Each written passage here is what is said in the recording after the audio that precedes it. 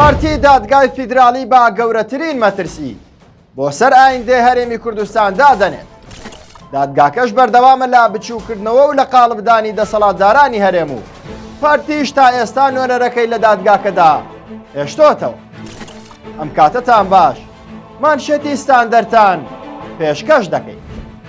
هۆشیار زێباری ئەندامی مەکتەبی سیاسی پارتی دیموکراتی کوردستان ڕای دەگەێنێت لا چەندین لاوە هێرش دەکرێتە سەر هەرێمی کوردستان جگە لە فڕۆکەی بێفڕۆکەوان و موشک دەستوەردان لە هەڵبژاردن و مافی دەستوری و پشکی هەرێم لا بودجەشدا دەکرێت.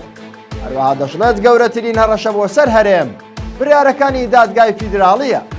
هەندێک لە لایەنە سیاسیەکان ئیرەی بەوە دەبن کە هەرێمی کوردستان خاوەن بڕیارە، بۆی لە ڕێی دادگاکەوە هەوڵی بێهێزکردنی هەرێمی کوردستان دەدەن. ئەو پەیامەی پارتی دیموکراتی کوردستان دژ بە دادگاکە لە کاتێکدایە. تاکو ئێستا ئەو حیزبە ئامادە نییە دەستبەرداری ئەندامەکەی بێت لە دادگای فیدراڵی و چەند جارێکیش بۆ بەرژەوەندی خۆی پەنای بۆ بردو.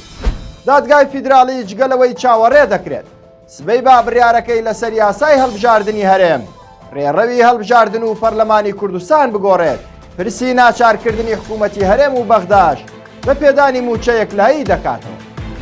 چاودێرانیش پێیان وایە حکوومەتی هەرێم نەک لە دادگای فیدراڵی لە هەر دادگایەکی دیکە لا دەرەوەی عێراقیش سکاڵای لەسەر کرابێت بەردەوام دۆڕاوە.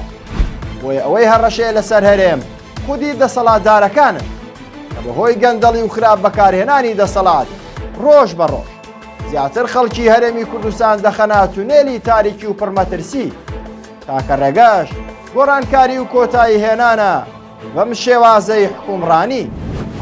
هەر شاد بن.